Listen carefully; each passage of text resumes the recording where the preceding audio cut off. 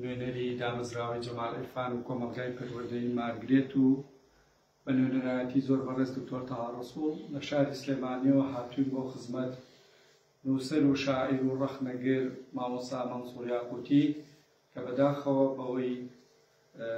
خراپیباری تەندروستیەوە تەندروستی تێکچووە ئێمە لە سلێمانیەوە هاتووین بۆ لای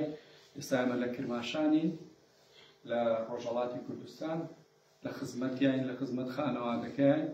هاتووین بۆ هەواڵپرسینی و لەگەڵ دەستمانە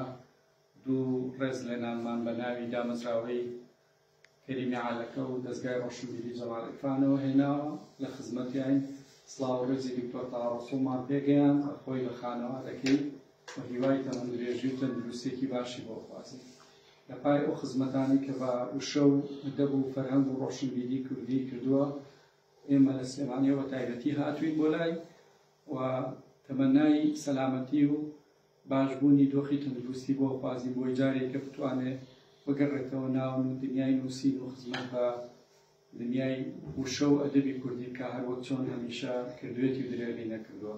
مامۆستاگیان هەر تەمەندرێژ بی ئینشەڵڵا، هەر سەلامەت بی ئینشەڵڵا. سوپاس بۆ هەموو زەحمەتەکانێ، بۆ مانوبوونەکان، بۆ نووسینەکان.